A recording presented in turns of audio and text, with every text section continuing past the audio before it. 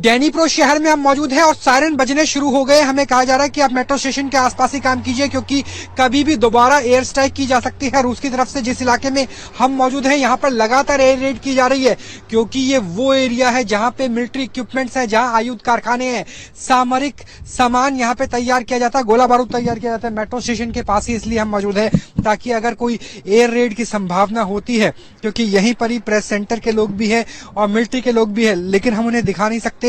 उन्होंने कहा है कि आप हमारी शक्लें नहीं दिखाएंगे, लिहाजा जैसे ही वो इशारा करेंगे हम इसी स्टेशन के अंदर चले जाएंगे। बेसमेंट का स्टेशन है। जिस इलाके में हम मौजूद है ये सोवियत युग का इलाका है डैनीप्रो में, और इसके आसपास के जितने भी कारखाने हैं, जितनी फैक्ट्री है, वहां सिर्फ सेना का सामान बनाया जाता है, सेना के हथियार बनाए जाते हैं, गोला बारूद बनाया जाता है। इसलिए ये एरिया ज्यादा रिस्की है। रिस्की इस वजह से है क्योंकि अगर यहाँ पर हमला किया जाता है तो जो इन्फेंट्री है, जो थल सेना है, वायुसेना है, नौसेना है, उसकी कमर टूट सकती है। आर्टिलरी फायर की आवाज भी यहाँ पर पास से आ रही है, तो निश्चित तौर से ये बहुत खतरनाक स्थिति है। और एक बार दिखा दीजिए कि किस तरीके से जो इंडस्ट्री है वो सारी इंडस्ट्री वही है जो सोवियत युग में यानी 1970-1960 में स्थापित की गई थी 1991 तक, क्योंकि यूक्रेन भी सोवियत रूस का पार्ट था। अब उसके बाद उसी सोवियत रूस के सक्सेसर यानी रूस के साथ जंग चल रही है और ये पूरा इंडस्ट्रियल जोन है।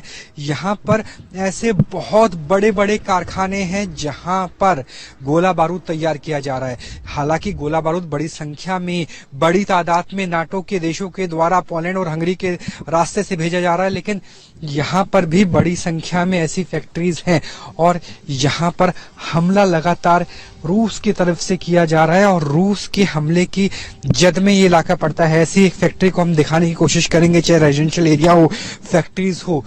वो इलाका, वो यही इलाका है जो सबसे ज्यादा प्रोन है। प्रोन का अर्थ है कि यहाँ पर हमला होने की आशंका सबसे ज्यादा है और लगातार सायरन बज रहे हैं। ये सायरन का बजना इस बात की तस्दीक करता है कि कोई ना कोई मिसाइल अटैक यहाँ इस इलाके के लिए किया जा रहा है। हालांकि यहाँ पे एयर डिफेंस सिस्टम काम कर रहा है, तो देखना होगा कि कब तक हम मिसाइलों से बच पाते हैं। ये भी एक ऐसी ही फैक्ट्री हुआ करती थी, क्योंकि हमने आपको बताया कि सोवियत युग का पूरा एरिया है और यहाँ पर मिलिट्री की जो इक्विपमेंट्स हैं वो तैयार किए जाते हैं। और ये कल रात को तकरीबन 3 बजे यहाँ पे हमला हुआ था और जिसकी वजह से ये पूरा का पूरा इलाका तबाह हुआ है, बर्बाद हुआ है। और हालांकि आग अभी बुझ चुकी है, लेकिन यहाँ पर फेंसिंग लगाई हुई है। हम थोड़ी देर के लिए इस फेंसिंग के अंदर आके आपको दिखाने की कोशिश कर रहे हैं, क्योंकि यहाँ पर जो अभी गोला बारूद है वो साफ नहीं किया गया है। हालांकि जो आग है वो पूरी तरीके से बुझ चुकी है, धुआं भी हमें नजर नहीं आ रहा। तो देखिए कि किस तरीके से जो ये सोवियत युग की फैक्ट्री थी उसे निशाना बनाया गया। बहुत मजबूत कंक्रीट और पुरानी ईंटें ये साफ तौर पे दिखा रही है कि इस फैक्ट्री का निर्माण लगभग 30-40 साल पहले किया गया था, यानी उस गोले बारूद के लिए किया गया था जो गोला बारूद अब रूस के द्वारा इस्तेमाल किया जा रहा है। और देखिए कि किस तरीके से मटियामेट हो गया ये पूरा का पूरा इलाका। अंदर जाने की हमें इजाजत नहीं है, लेकिन ये पूरा का पूरा इंडस्ट्रियल जोन है और इंडस्ट्री भी वो इंडस्ट्री जिसका इस्तेमाल यूक्रेन की सेना के द्वारा किया जाता है।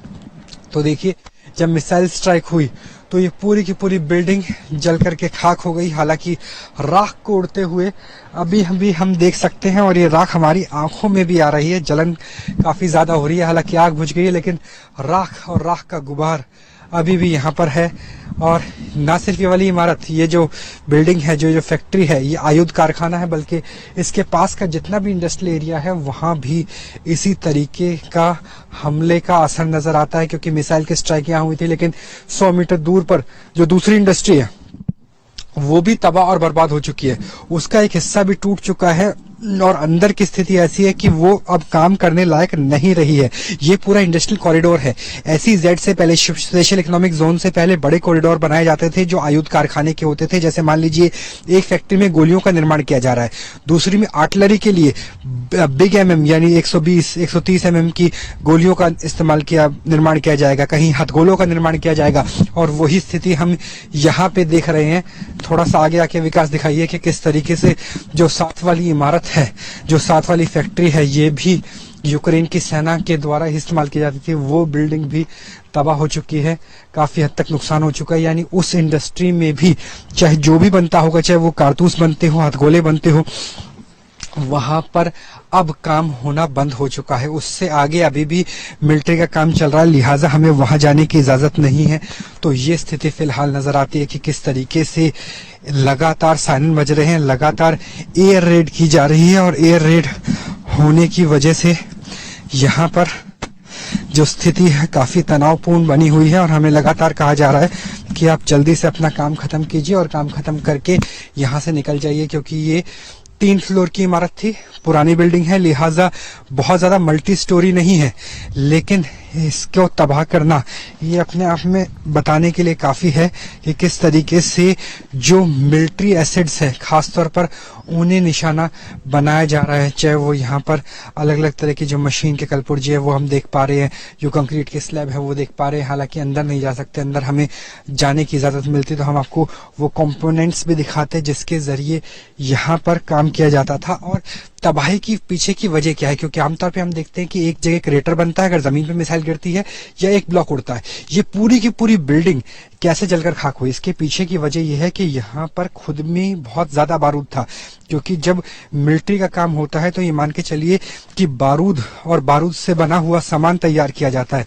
तो जब आग लगी, उस आग लगने के बाद जो यहाँ रखा हुआ असला था वो असला जल के खाक हो गया, और उसकी वजह से ज्यादा धमाका हुआ।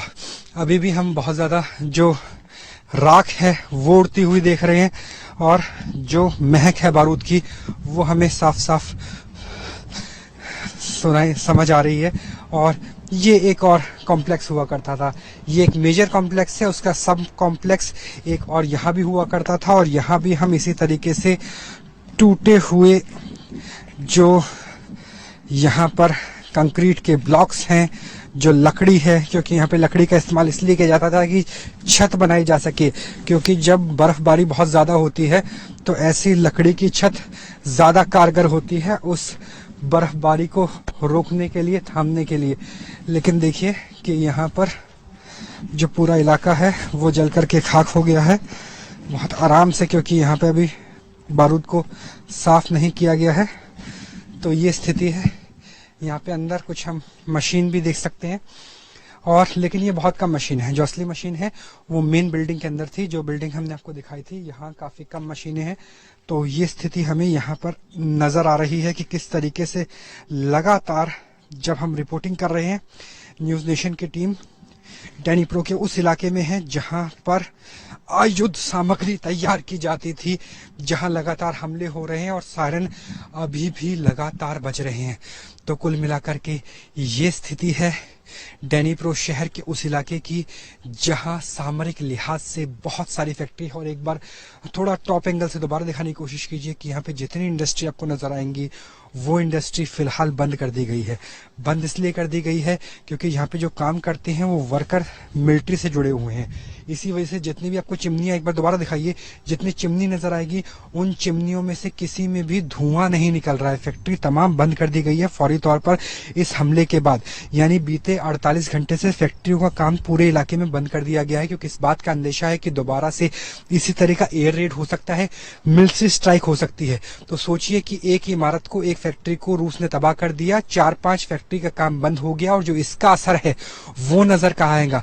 वो लोहांस्क में नजर आएगा, डोनेट्स्क में नजर आएगा, खार्किव में नजर आएगा, और पूरे उस इलाके में नजर आएगा जहां पर एक्टिव वॉरफेयर चल रहा है, जो अर्बन वॉरफेयर चल रहा है। अगर हथियारों की कमी हो जाएगी तो जंग लड़ना बहुत मुश्किल हो जाएगा, और उसके बाद यूक्रेन की सेना को पीछे हटना पड़ेगा। और यही कोशिश है इस तरह की एयर स्ट्राइक के जरिए रूस की। वीडियो जर्नलिस्ट विकास शाह के साथ Rahul Dabas, News Nation, Dnipro, Ukraine.